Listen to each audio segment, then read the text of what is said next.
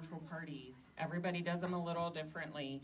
So also expanding on the topic of experience, right? And Friel touched on this a little bit about, virtual parties and how are we connecting, with our hosts, with our guests through the virtual parties. And Lori and Terry talked a little bit about this morning, but I invited these two ladies who both do a lot of virtual parties to be with us this afternoon.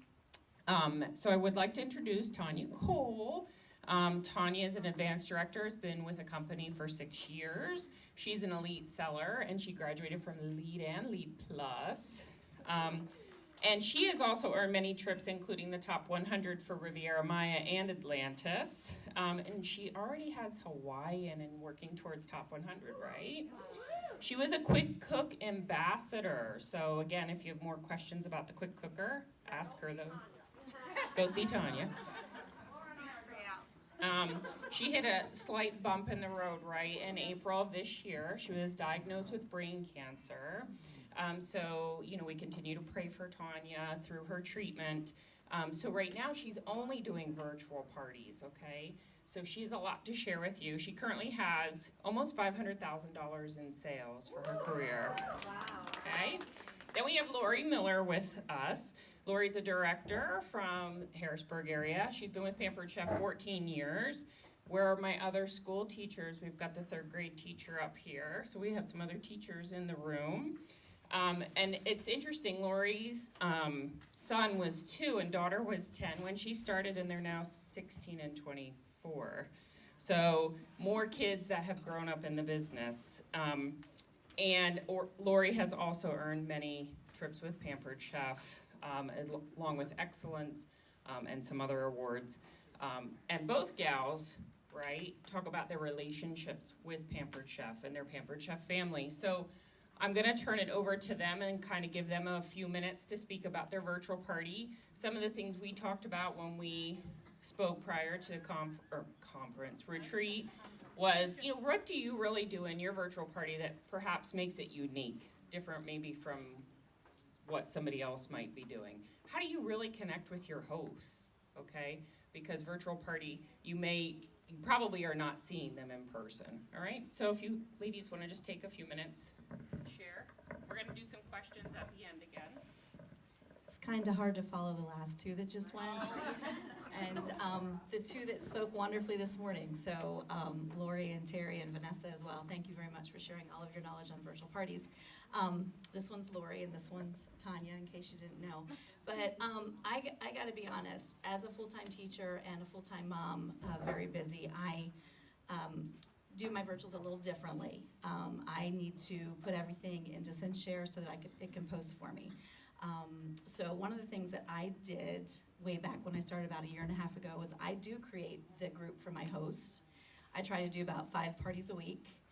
My goal is to do 10 to 15 a month. So I do them weekly right now, and I do put all of my hosts in a group, and that's where I will post their activities for the day. Because again, I'm a firm believer in making sure the hosts are participating in the parties as well. So I do a group. I think sometimes that camaraderie or maybe that challenge of trying to beat the other person. So I do offer points as a host. If you invite so many people by the start date, you're going to get some points. If you're the first person to get the qualifying show, you're getting some points. If you're the first person to get a $750 show, you're getting some points, things like that. And then what I give them at the end, the person who has the most points is maybe 5% of their sales in free. And I can put that on their host order, and it does create some competition. So some people do like that and enjoy that. So that has worked for me, and it makes it easier for me to post one time instead of private messaging each host. If I see a host that's struggling or not meeting some of those challenges and not posting in their party, then I'll take it over to a private message and say, hey, you're doing a great job. Let's see what else we can do. I also ask them to comment done in my group if they've completed the activity for the day. So if I've got 5 hosts and 3 of them have posted done, it kind of gets the other 2 to think, okay, I guess I better do my job as well. So that's kind of worked for me. The other thing I do, I tried something different this summer. I don't know if you guys remember the best summer ever virtual parties that your directors were doing and inviting all of their team to participate in. I was headed to Florida for 2 weeks in June, but I still wanted to do virtual parties. So after that beginning June, everybody doing the best virtual party ever, I decided to do a group virtual party with my 5 hosts. So I created one group, and I had all of my 5 hosts in that group, and they invited all of their friends to that group. It kind of worked out for me. I didn't want to be posting in 5 parties and commenting and going back and working on those 5 parties while I was in Disney, so I just went to one party and was able to do a lot of commenting. So what I saw in that, when I started doing that, was that even if you had 3 people for each party just commenting, you had 15 comments. And the more comments that were going on, the more excitement that it created. So that kind of worked out. I had a $1,000 show that week while I was in Disney, so doing that type of party.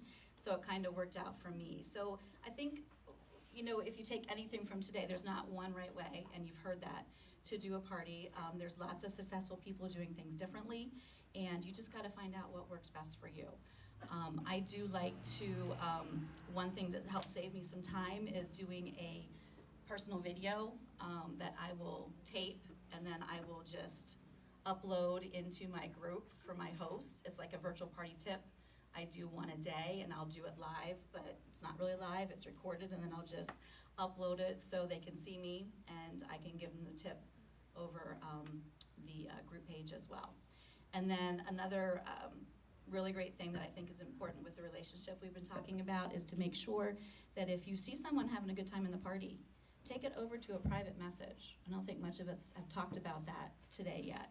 Really go over to that private message then and say, hey, Julie, you're having a great time. You are such a blast. I'm having so much fun. It looks like you are too. And then you can extend that invitation. Have you ever thought about doing this? So creating that private message then to create that relationship, it really doesn't take very long, and I think they appreciate that. I wanted to save some time, and I think you guys did a great job this morning, so I think I'm going to turn it over to Tanya. All right, I do 1-hour virtual parties, so I don't do the days. So I do Monday through Thursday, and I set my shows up 5 days before they're going to happen, and then I have 4 days of pre-party posts where I'm getting people engaged. I ask a question on every single post so that the guests are commenting, because the more comments that come in, the more activity that's going on and the better the show is. I tell my host that it's very important for her to comment on every single host, just like at a cooking show. She's going to be there and interact, so they want to interact in the virtual party as well. I give away a grand prize, and it's based off of, like the lady said earlier, the higher the show, the bigger the product that I'm going to give away. So I have also got to where I get my hosts on the phone. I think it's really important to talk with them. So in my host packets for the past 3 months, I put like a little sticky note on the front. Jessica, call me when you receive this so that I can talk to them and we can go over things. Because a lot of times they take that host packet and they just throw it on the counter and they don't look at it. And I really want them to, my goal is for them to have a successful show, get as much free and discounted product as they can. I'll post pictures that have maybe 10 different items in there and say, which one do you want to have in your kitchen? And then I can share recipes, other pictures, things like that in there to build relationships with them, because I'm not in a cooking show with them. So this is my way of getting to know what they like and what they want. Or you've seen the this or that product or the this or that recipe. I post things like that. That's my way of getting to know them. Oh, sorry, I forgot something else. I do encourage my guests at my virtual parties to friend me, and I'll give them some tickets, raffle tickets for the game or whatever I'm doing at the end, and I'll tell them that they don't have to stay friends with me forever, but just throughout the party. And so that gives me an option of them when I'm going to private message them, we're already friends. So it kind of helps that along a little bit. And then I think one thing we all forget to do is once the party's over, go take a look at the party and who was commenting and everything else like that, and send a thank you. Send a private message to every single person. You can copy and paste it. It's not going to take you long. But a quick thing I like to say is, thanks so much for joining the party. I hope you had a great time. Have you ever thought about doing your own party and getting lots of more great products for free in your kitchen? And believe it or not, I've gotten a lot of people that say, yeah, I think I'd like to do that. We all post the bookings, post that says, if my host gets 3 bookings, she's going to get a gift. Well, how many of you have had nobody comment on that? And then if you don't just make those relationships or connections in the private message, you're not going to get anything. But I still comment to everybody. I look back at the beginning and see who was playing the games, who was commenting on the products, and you just make that personal connection over a private message and just thank them for coming. I hope they had a great time and ask them if they'd like to do it themselves. And a lot of times I get a yes, and there's where your bookings are coming from too. Don't just wait for people to come to you. Really ask, and they will say a lot of times yes. I do send a message to everybody that places an order, and I friend request them right after they place an order. So I say thank you with either a recipe or products, and then I friend request them, and I ask everybody if they want to host a show. But I also ask people that have commented throughout the party but maybe haven't ordered. I'll send them a message, and sometimes they just can't afford to order, but they want to book a show. So you really should still follow up with those people, because it just may be bad timing for them to order, but they might want to have a show. So something else I'll just add from the virtual party, as I was talking with these gals the other week, when they're talking about thank yous, who here got thank you postcards from Tiffany? Okay, that's huge, because I know for me, you get the email notification and you can go right down and send those out when you have their mailing address. And it's great to receive a postcard. I know there's many success stories out there from those postcards going out to people. Doesn't matter where they live, right? Because we can party wherever. So that's another tool that's available. Who here, just out of curiosity, is going Facebook Live in their virtual parties? Ooh, nice. So I went to a retreat in January, and Chanda was there, and she did a little session about social media. I had never gone Facebook Live, believe it or not, wasn't my thing. Scared me, whatever. But listening to her talk, video and Facebook Live is really where it's at. So I challenged myself to come back in February and to go Facebook Live. So I do a 1 hour, I call it a 1 hour Facebook Live, but I go live for 30 minutes and I do a live kitchen show. I do a 15-minute main dish. Okay, sometimes it's in cookware, sometimes it's in a rock crock. And my little niece over here, this summer got me thinking even more about my virtual parties, right, Vanessa? Because we were talking about the fact that I stack them, okay? I'm somebody who likes to be scheduled, so I might go live at 7 to 7:30, then 8 to 8:30. I've even done 6 to 6:30. Now, my husband loves that. Why? Because he gets to eat the food. And it's like power cooking for me, for 2 people. But Vanessa said to me, we can all imagine Vanessa saying this, right? Shelly, what are you doing? Like, you have got to be doing 2 and 3 parties at one time. Like, stop this. Like, you're wasting time. So I came back from conference. How many people here have multiple devices? You have a cell phone, maybe you have an iPad, you have your laptop. I bought an extra tripod. And so now I've only done 2 at a time, but now I can do 2 virtual parties at one time. And she said, just don't use their name. Don't use their name. Just go Facebook Live, do your cooking party, talk about what's happening, talk about the business, do what, just like you do in 30 minutes, but don't be specific, right? So I have both devices out now. Yes, oh, I'm getting the thumbs up from her, that's good. So that is what I do now. So I have seen increased engagement in my virtual parties, obviously increased sales and increased bookings because they see me, they hear me, and any kind of video is great. Like Lori's saying, she tapes a video, do a welcome video, whatnot. So you figure out what works with your life, your schedule, your family. I have no children at home, like I said, so I can really do this at any point and feel comfortable about it being quiet, because I send my husband to the basement and tell him don't come out until I call for you. So it's quiet. So think about how you're doing your virtual parties. Take all this information that you've heard here today. I'm going to open it up for questions for these gals. Anybody have any other virtual questions you want to ask Lori or Tanya Cora. Lori on the tips and Tanya on the thank yous. So what tips do you say you do every day or every post? And Yeah. Tanya- Sorry. There's posts around that we have seen as hosts. They're already made for us, like invite 50 people at your party, Oh, or those tips. yeah, Okay. and I will just go live with that. It's not really live. I videotaped it, so it was just a quick 1-minute thing. But I thought them seeing me would make a better connection than just posting that picture of the tips that they can do every day.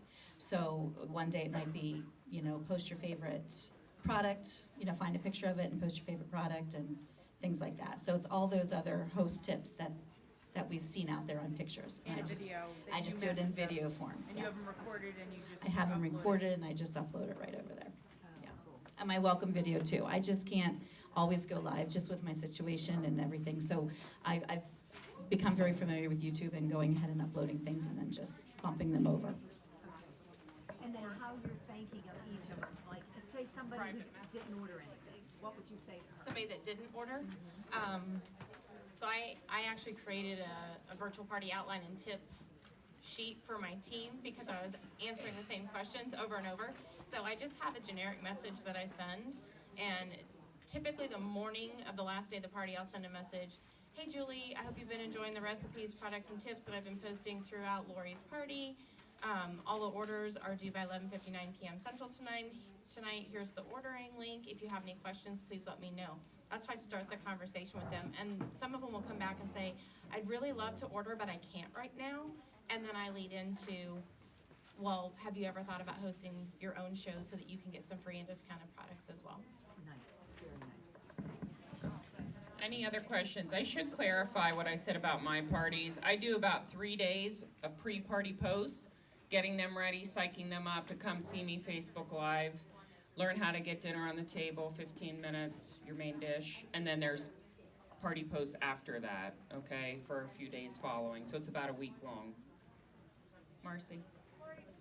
When you did the mega party virtually, did you just list everybody's name and link?